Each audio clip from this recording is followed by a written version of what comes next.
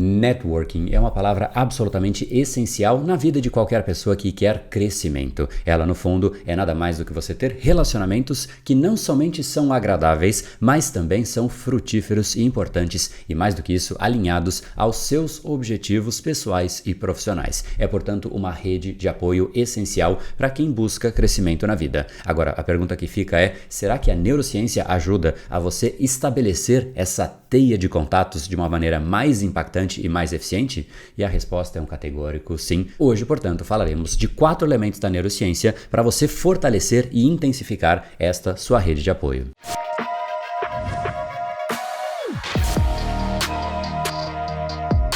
Fala pessoal, André do Empower Academia Cerebral, especialista em neurociência comportamental, criador do método Neuropersuasão. E é isso mesmo, hoje é um capítulo sobre a neuropersuasão, um método criado por mim em 2014 e desde então já impactou dezenas de milhares de pessoas, porque no fundo é exatamente trazer o conhecimento da neurociência para que a gente consiga estabelecer contatos não somente com a pessoa, mas de uma maneira muito mais profunda com o cérebro dela. E nesse aspecto, a neurociência pode sim te trazer elementos que intensificam e aprofundam essa sua rede de networking. Então, pegue o seu caderno para que de fato você anote os 4 elementos que a gente vai passar. O quarto, inclusive, eu considero o mais importante de todos, mas a gente vai passo a passo para que você vá aprendendo. Inclusive, sugiro que você anote, pegue aí o seu caderno para cada um desses 4 passos ficarem claros para você. E enquanto você pega o seu caderno, não deixe de clicar aqui no like se esse assunto ele é importante para você. Também não deixe de se inscrever aqui no canal, marcar o sininho para você receber as próximas notificações dos próximos episódios. E se você tem alguma ideia de quais são esses 4 elementos da neurociência que contribuem para o networking,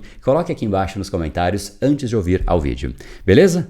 Feito isso, vamos lá então agora para o primeiro destes elementos. O primeiro deles são os neurônios espelhos. E os neurônios espelhos nada mais são do que uma rede de neurônios que respondem a comportamentos e aquilo que a gente percebe em outras pessoas. São neurônios que estão espalhados na nossa região cortical frontoparietal e, em última instância, o que eles fazem por nós está sendo a cada vez mais estudado e o reflexo é bastante interessante. Portanto, quando nós percebemos uma outra pessoa que está de repente emocionalmente alterada, nós de certa maneira sentimos parte daquilo que a pessoa está sentindo, ou seja, nós nos afetamos pelo estado emocional de uma outra pessoa e óbvio que existem outras implicações também dos neurônios espelhos, mas para esse aspecto de formação de networking e de conexão, esse aspecto é o mais importante. É você entender que o seu estado emocional altera a outra pessoa, assim como o estado emocional da outra pessoa altera o seu estado emocional. Agora, por que isso é importante? Porque em última instância, quando nós queremos criar intencionalmente um relacionamento ou até liderar o processo de conexão de 2 pessoas, sendo que uma delas é a nossa própria pessoa, nós precisamos entender como colocar a outra pessoa no estado adequado. Nós precisamos liderar este processo. E se você está desanimado, cabisbaixo, chateado com o seu dia a dia, você dificilmente vai conseguir fazer a pessoa se interessar por você, porque você está desanimado, você está num estado que coloca a pessoa também em estado de desânimo. E quando você está desanimado, pensa comigo, você quer criar conexões? Você quer sair para conversar com as pessoas? Talvez seja a última coisa que você quer. Portanto, os neurônios espelhos, eles podem sim desempenhar um papel essencial, porque se você entender essa dinâmica,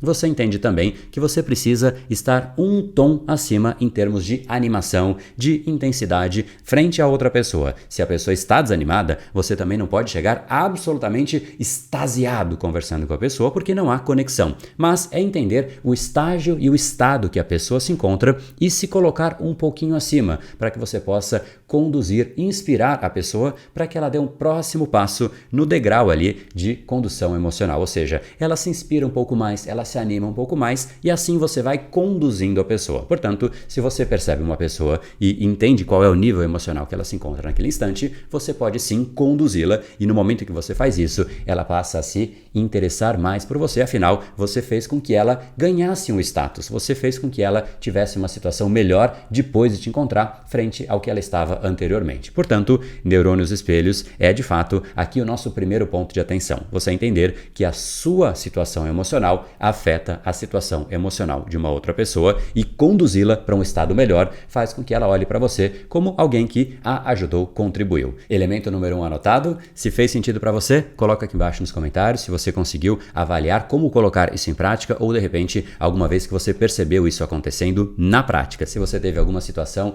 de fato coloca aqui embaixo, sim, isso já aconteceu comigo e anota, escreve aqui neurônio neurônios espelhos nos comentários para que de fato eu entenda que você chegou até aqui. Pode colocar hashtag neurônios espelhos, beleza? Vamos para o segundo elemento e esse é um viés cognitivo. No fundo, nós temos uma série de vieses cognitivos que basicamente são meio que atalhos que o nosso cérebro adota para que de fato a gente não precise criar novas rotas frente a tudo que acontece ao nosso redor. Quando algo acontece, a gente automatiza a resposta para que a gente não tenha que redefinir todas as respostas. Isso faz com que a gente consiga ganhar tempo, velocidade, gaste menos energia cerebral, dentre outras coisas. Então, os vieses cognitivos são essenciais. E um viés cognitivo que é essencial nessa dinâmica da formação de uma rede de networking de qualidade é a reciprocidade. Se você chega para uma pessoa querendo tirar algo dela em primeiro lugar, dificilmente ela vai se sentir muito satisfeita. Por outro lado, quando você chega para uma pessoa e simplesmente entrega algo que é de valor para ela, sem pensar e sem querer cobrar nada em troca, você simplesmente entrega algo de valor e guarda isso como se fosse uma poupança. Você está agregando, você está poupando, talvez um investimento, não financeiro, mas um investimento naquela pessoa, deixando com que você fique ali com um certo crédito e a pessoa vai guardar isso. Naquele momento em que você realmente precisar de alguma coisa,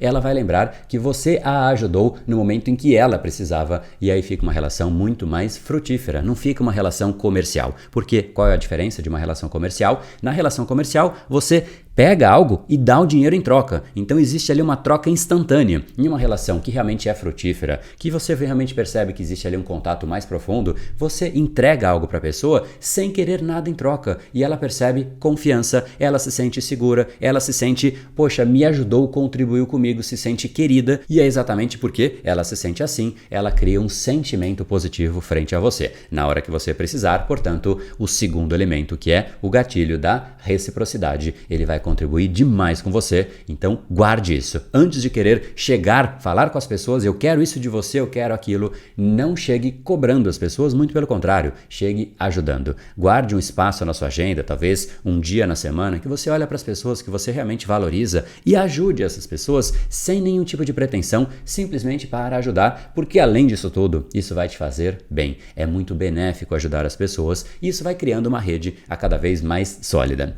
Anotado? Fez sentido para você? Se você chegou até aqui, coloque então a hashtag reciprocidade, só para ver se a gente está alinhado até esse segundo aspecto. E o terceiro elemento é também um viés cognitivo e esse também é bastante efetivo nessa linha de a gente criar uma rede de networking bastante efetiva e este viés cognitivo é o viés da prova social. Quando uma pessoa está isolada, automaticamente a gente percebe menos valor naquela pessoa e quando existe alguém com um monte de gente em volta querendo tirar foto, selfie, obviamente a gente percebe que existe algo de valor ali e a gente fica interessado, no mínimo curioso, ou seja, aumenta a nossa atenção frente àquela pessoa. E existem, obviamente, esses dois extremos, mas você não precisa estar ali no meio de fotos para conseguir chegar numa pessoa, você pode sim aumentar a sua rede e a sua percepção, o seu valor social, quando você simplesmente pede para alguém te apresentar para aquela pessoa que é importante. Se você chega sozinho, o seu valor é X. Quando alguém te apresenta, você automaticamente já parte de uma régua muito superior e isso, obviamente, contribui para um processo, especialmente no momento inicial, aquela primeira impressão em que você não tem que ficar se provando, você deixa uma outra pessoa tecer os elogios a respeito de você. Poxa, esse aqui é um grande especialista nessa área, essa é uma pessoa fascinante que eu conheci naquele momento da minha vida, ou seja, a apresentação encurta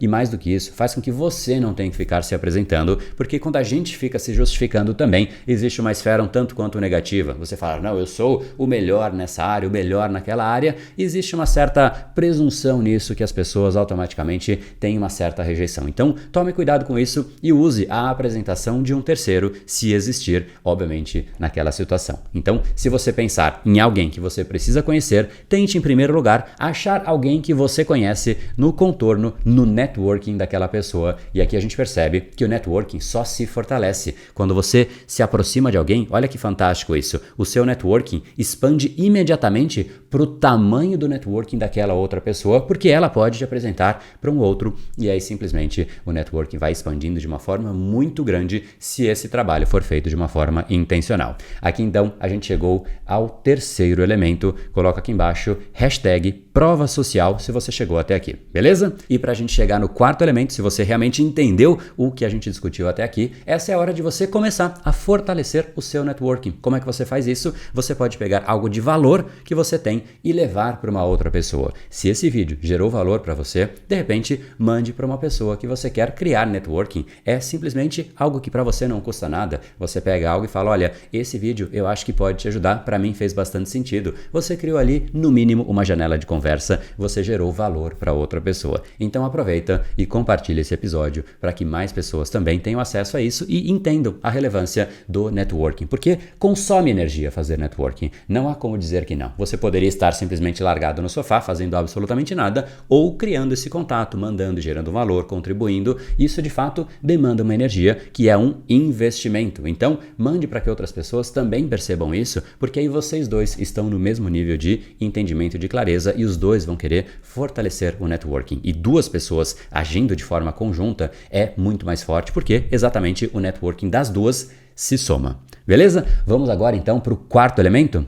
Para mim, esse é um dos mais fascinantes. Eu já fiz inclusive um capítulo especial a respeito dele, que é o rapport. Se você não conhece e quer saber mais especificamente a respeito deste assunto, existe um vídeo que vai ficar aqui num card que vai aparecer, que eu falo em mais profundidade disso. Mas basicamente, o rapport nada mais é do que uma palavra que vem do francês, que é relação. Cette chose par rapport à une autre chose, ou seja, uma coisa em relação a outra coisa. Mas no âmbito da comunicação e da neuropersuasão, nada mais é do que você de fato criar uma conexão com a outra pessoa em um nível inconsciente. A pessoa não percebe que ela está se conectando, mas ela está cada vez mais próxima, mais conectada, ou seja, o mundo de duas pessoas se aproxima. E um bom exemplo de ver isso é quando você tem duas pessoas que realmente estão se aproximando, você começa a perceber que elas fazem as coisas de uma forma parecida, elas andam de forma muito similar, elas se inclinam geralmente para o mesmo lado, ou seja, elas estão em nada mais, nada menos do que